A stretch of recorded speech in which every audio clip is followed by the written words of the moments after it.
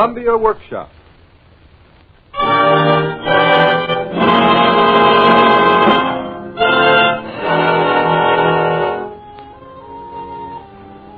Tonight, the Columbia Broadcasting System announces the appointment of William N. Robeson as permanent director of the Columbia Workshop.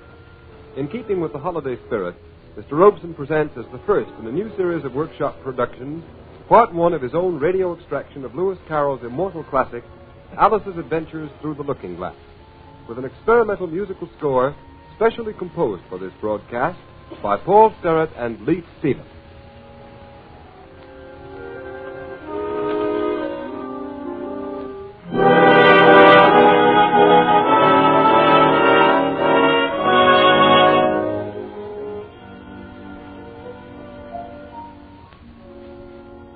Child of the pure, unclouded brow, and dreaming eyes of wonder, though time be fleet, and I and thou are half alike asunder, thy loving smile was surely hailed as Yuletide gift of a fairy tale.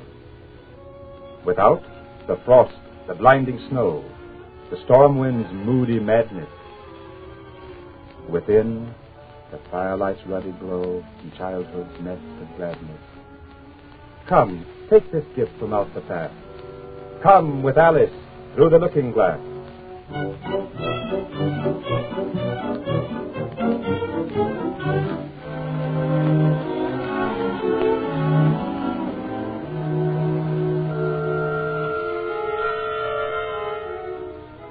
Alice sat drowsily in the great armchair as the snowflakes fell gently against the window pane. Just as if they were kissing it, Alice thought. The black kitten, lying in her lap, purred in the warmth of a fire. And sleepily, Alice wondered. Kitty, can you play chess? Now, don't smile. I'm asking it seriously. Because when Sister and I were playing a little while ago, you watched just as if you understood. And when I said check, you purred. Well, it was a nice check, Kitty. And really, I might have won if it hadn't been for that nasty knife that came wriggling down among my pieces. Kitty, dear, let's pretend that you're the Red Queen. Oh, yes, you do know who the Red Queen is. She's one of my chessmen. I'm sure if you sat up and folded your arms, you'd look exactly like her. Now do try it. But the kitten wouldn't try. So to punish it, Alice held it up to the looking glass so it might see how sulky it was. And if you're not good directly, I put you through the mirror into Looking Glass House. How would you like that? Very well, then. Mind your manners. And now, if you'll attend and not talk so much, I'll tell you my ideas about Looking Glass House. First, there's the room you can see through the glass. That's just the same as our drawing room. Only the things go the other way. The books are something like our books, too. Only the words go the wrong way. I know that because I've held up one of our books to the glass, and then they hold up one in the other room. And, Kitten, you can just see a little peep of the passage in Looking Glass House if you leave the door of our drawing room wide open. And it's very like our passage as far as you can see. Only you don't know. It may be quite different beyond. There must be a garden and, oh, so many lovely things. Oh, Kitty, how nice it would be if we could get through into Looking Glass House. Let's pretend there's a way of getting through somehow, Kitty. Let's pretend the glass has got all soft like gauze so that we can get through.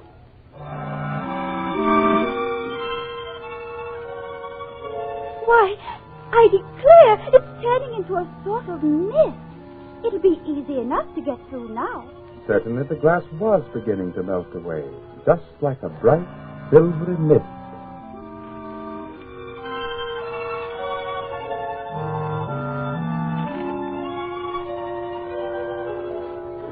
In a moment, Alice was up on the mantelpiece, through the glass, and had jumped lightly down into the looking glass room. Oh, My, they don't keep this room so tidy as the other. All the chessmen spilled among the snippets on the hearth. What? They're moving. They've come to life. The Red King and the Red Queen. And there are the White King and the White Queen sitting on the edge of the shovel. And here are two castles walking arm in arm. But Alice was too experienced a Wonderland traveler to marvel much at the chessmen come to life. And she quickly ran through Looking Glass House, searching for the garden. When she came to the stairs, she discovered a new invention for getting down quickly. She just kept the tips of her fingers on the handrail and floated gently down without even touching the stairs with her feet. She floated on through the hall and would have gone straight out the door the same way if she hadn't caught hold of the doorpost. But at last she was in a garden full of daisies and roses and violets and tiger lilies, with a willow tree growing in the middle. Alice paused and quite naturally spoke to the tiger lily. Oh, Tiger Lily, I wish you could talk. We can talk when there's anybody worth talking to. And can all the flowers talk? As well as you can, and a great deal louder. There's a matter for us to begin, you know. And I really was wondering when you speak. Said I to myself, the face has got some sense in it, though it's not a clever one. Still, you are the right color, and that goes a long way. I don't care about the color, Rose. If only her petals curled up a little more, she'd be all right. Aren't you sometimes frightened at being planted out here with nobody to take care of you? There's a tree in the middle. What else is it good for? But what could it do if any danger came? It could bark. It says bow wow. That's why its branches are called bows. That's right, Daisy. Didn't you know that? Why, it hadn't occurred. Silence, every one of you. They know I can't get at them, or they wouldn't dare to do that. Never mind, Tiger Lily. Now, Daisy, if you don't hold your tongue, I'll pick you. There's just one other flower in the garden that can move about like you. I wonder how you do it. If she's like me, then there must be another little girl in the garden somewhere. Oh, she's one of the thorny kind. She's coming. It's the Red Queen. She's grown a great deal. When I saw her in the ashes a few minutes ago, she was only 3 inches tall. And now she's half a head taller than me. It's the fresh air that does it. Wonderfully fine air it is out here. I think I'll go and meet her. Oh, no. You can't possibly do that. I should advise you to walk the other way. This sounded like utter nonsense to Alice, so she set off at once toward the Red Queen. But in a moment, her red majesty disappeared, and Alice found herself walking into the door of the Looking Glass House again. There was nothing to do but try the plan suggested by the rose, so she started walking off in the opposite direction from where she had seen the Queen. It worked beautifully, but a moment later she found herself face to face with the monarch. Where do you come from? Where are you going? Look up, speak nicely, and don't twiddle your fingers all the time. Please, Your Majesty, I came through the looking glass, and I don't know where I'm going because I've lost my way. I don't know what you mean by your way. All the ways about here belong to me. But why did you come out here at all? Curtsy while you're thinking what to say. It saves time. You've had long enough now.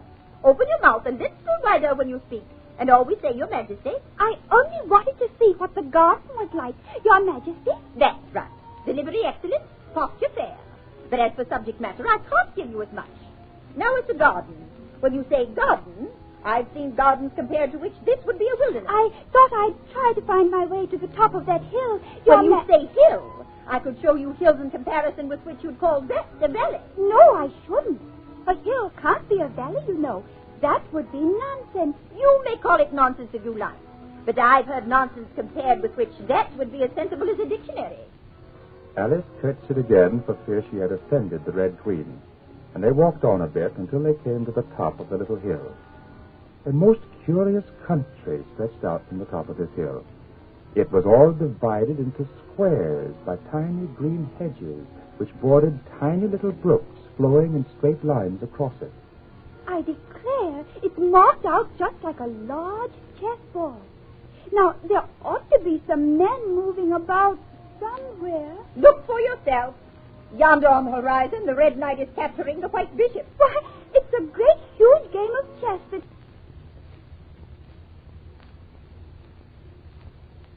being played all over the world. If this is the world, you know. Oh, what fun! Oh, I wish I were one of them. I wouldn't mind even being a pawn if I could only join. So, of course, I would like to be a queen, Beth. That's easily managed. You could be the White Queen's pawn if you like, as Lily, her daughter, is too young to play. And you're in the second square to begin with. So when you get to the 8th square, you'll be a queen. If you're not captured... Is there any danger of being captured? Danger? There's always danger. And just at this moment, the Red Queen grabbed Alice's hand and began to run like mad. And as fast as poor Alice ran, the Queen kept urging, Faster! Faster! The most curious part of the thing was that the trees and the other things around them never changed their places at all. However fast they went, they never seemed to pass anything. I wonder if the things move along with us. Faster! Don't try to talk. Faster! Faster! Faster! Are we nearly there? Nearly there. We passed it 10 minutes ago. Faster! No! No! Faster! Faster!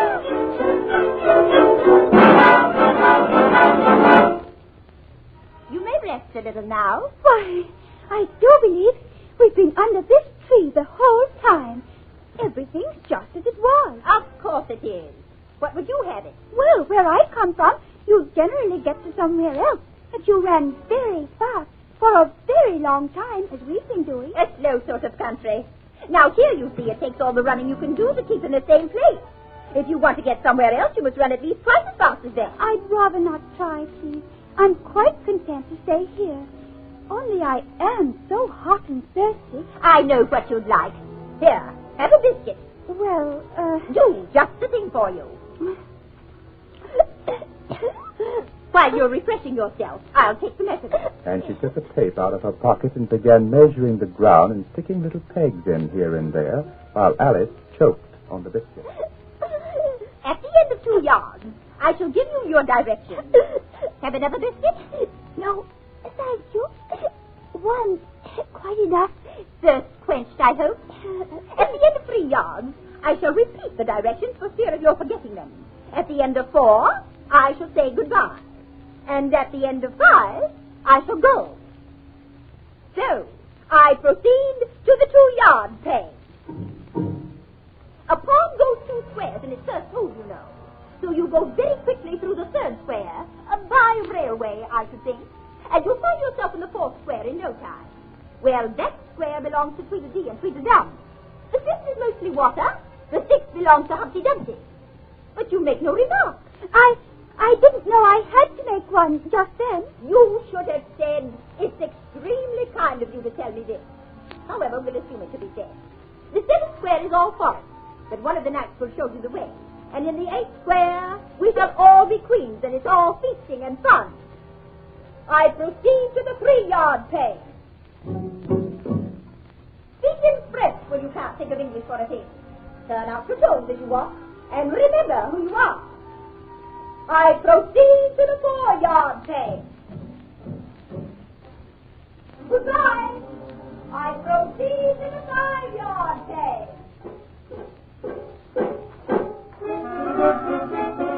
At the last peg, the Red Queen was gone, instantly vanished. And Alice, remembering that she was a pawn in this vast game of chess, realized that it was her move, and the 3rd square was her objective. So she ran down the hill, and when she came to the first little brook, she jumped.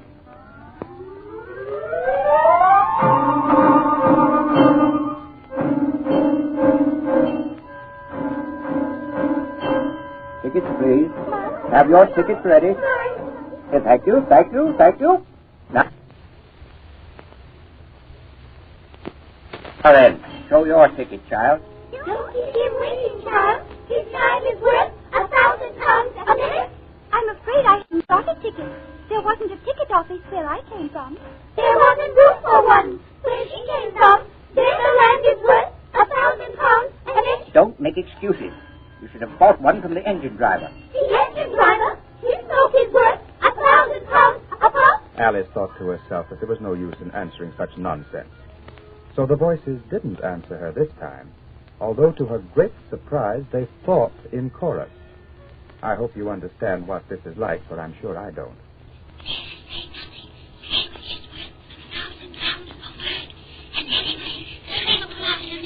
All the time the passengers joined in silent unison, the train guard was looking at Alice first through a telescope, then through a microscope, and then through opera glasses. At last he said, You are traveling the wrong way.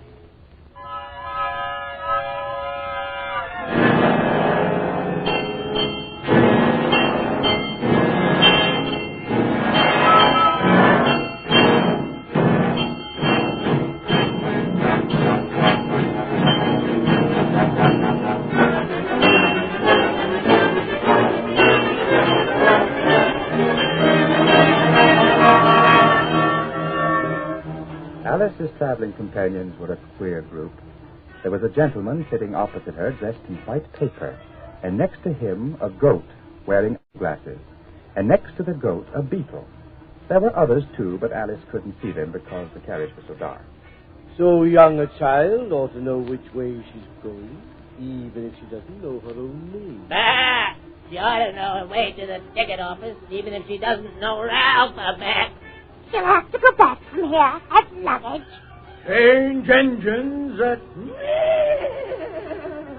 That sounds like a horse. You might make a joke on that. Something about horse and sore throat, you know. He must be labeled last with care, you know. She must go by post. Say she's got a hand on her. She must be sent as a message by telegraph. She must draw the train the rest of the way. Never mind what they all say, my dear. But take a return ticket every time the train stops. Indeed, I shan't. I don't belong to this railway journey at all. I was in a wood just now, and I don't know how I got there, and I wish I were back there. You might make a joke on that. Something about you would if you could, you know. Don't tease so. If you're so anxious to have a joke made, why don't you make one yourself? Oh, I know that you're a friend, a dear friend, and an old friend, and you won't hurt me, though I am an insect. What kind of an insect? What? And you don't like insects? Oh, dear. Oh, dear. Nothing to get upset about, nothing at all. Just a brook we have to jump over. I scarcely like the idea of a jumping train. Nothing to worry about, child. Well, it will take us into the fourth square, and that's some comfort. Hold on, everyone. Stop!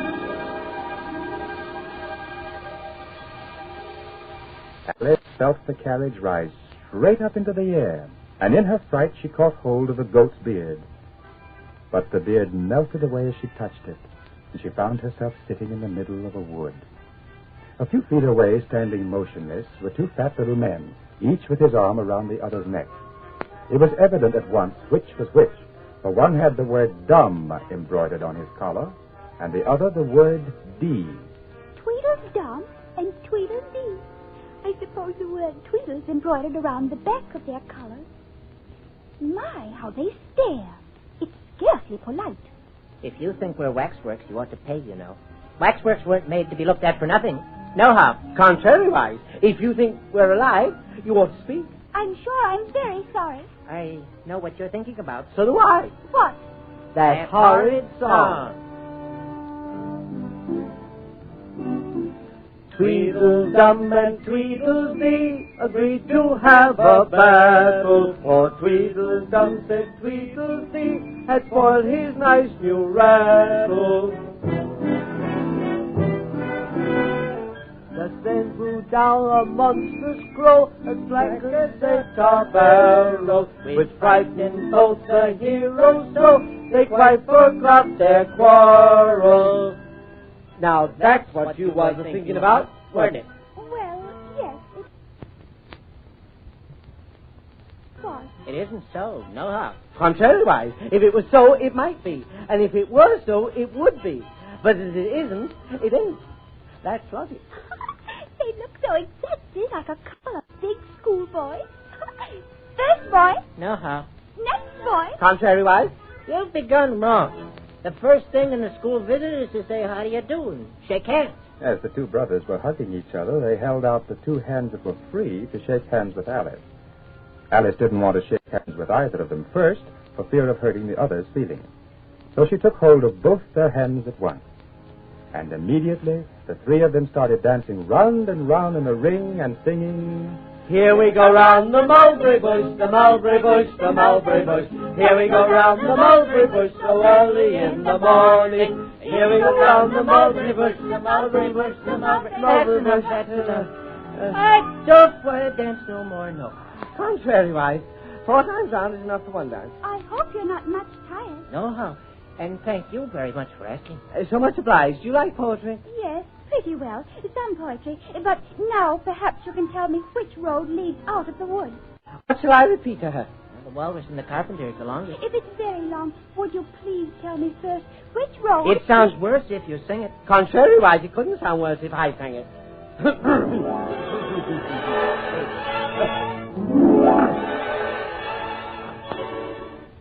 The sun was shining on the sea, shining with all his might. He did his very best to make the billows smooth and bright. And this was odd because it was the middle of the night.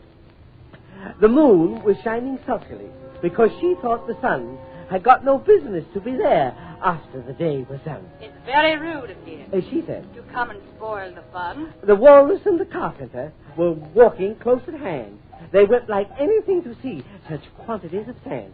If this were only cleared away, They said. it would be grand. If 7 maids with 7 mops swept it for half a year, do you suppose The walrus said. that they could get it clear? I doubt it. Said the carpenter, and shed a bitter tear. Oysters, come and walk with us. The walrus did beseech. A pleasant walk, a pleasant talk along the briny beach. We cannot do with more than 4 to give a hand to each. The eldest oyster looked at him, but never a word he said.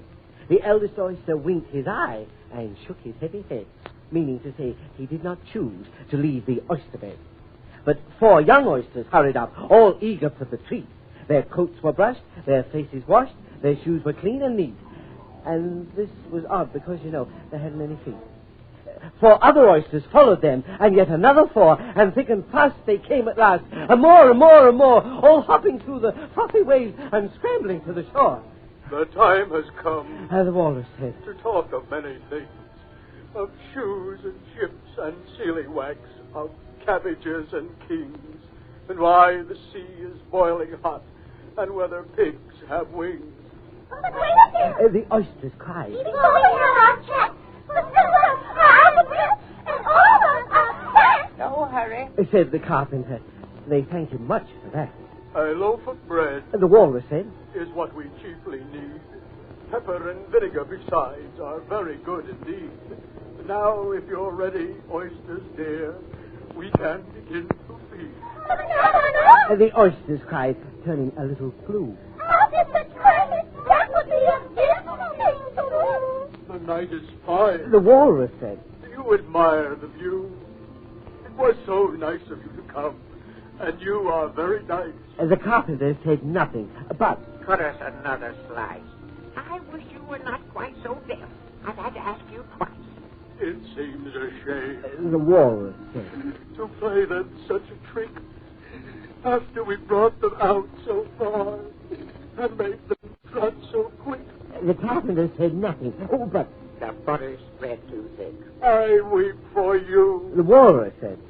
I deeply sympathize. With sobs and tears, he sorted out those of the largest size, holding his pocket handkerchief before his streaming eyes. Oh, oysters, Said the carpenter. you've had a pleasant run.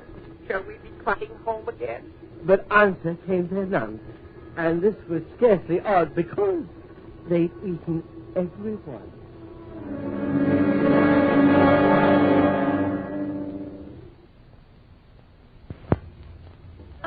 walrus best because, you see, he was a little sorry for the poor oysters. He ate more than the carpenter, though. You see, he held his handkerchief in front so that the carpenter couldn't count how many he took, contrariwise. Oh, that was mean. Then I liked the carpenter best if he didn't eat so many as the walrus. But he ate as many as he could get. Well, then, they were both very unpleasant characters. But I'd better be getting out of the woods, for really it's coming on very dark. Do you think it's going to rain? Put up the umbrella, Tweedledee, and see. Oh, yes, there. No, I don't think it's going to rain. At least not under here, contrariwise. Well, may if it chooses. We've no objection. Not us. Selfish things. If it did rain, they'd be sure to keep the umbrella to themselves. Well, good night. Wait a minute. Wait a minute. Do you see that? What? Under the tree there. Oh, it's only a rattle. Not a rattlesnake, you know. Only an old rattle. Quite old and broken. I knew it. I knew it. It's spoiled, of course. You needn't be so angry about an old rattle. But it isn't old. It's new, I tell you. I bought it yesterday. Ah, my nice new rattle. You may want it right under your umbrella, brother. Ah, you may well gape and open and close your eyes like a great fish. Oh, you spoiler of rattles. I didn't. Contrariwise. Of course you agree to have a battle. I suppose so. Only she must help us first, you know. Yes, of course you must. Wait here, you. Oh, Tweedledum and Tweedledee, and we two have a battle.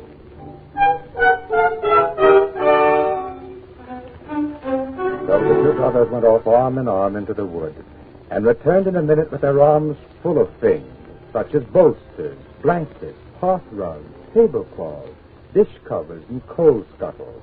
Well, I hope you're a good hand at pinning and tying strings.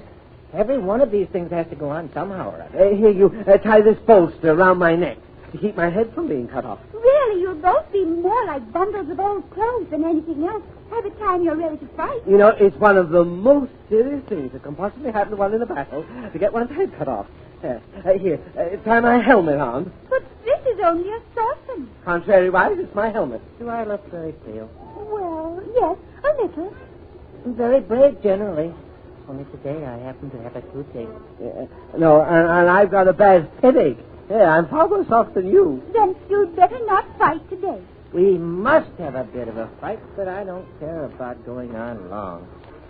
What's the time now? 4:30. Well, let's fight till 6 and then have dinner. Very well. And she can watch us. Only you better not come very close.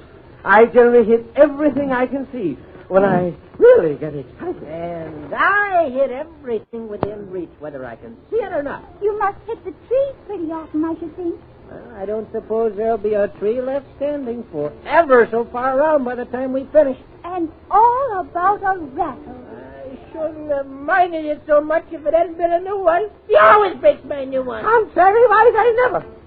There's only one sword. You know, brother, but you can have the umbrella. It's quite as sharp. Only you mustn't stick me with it. Promise?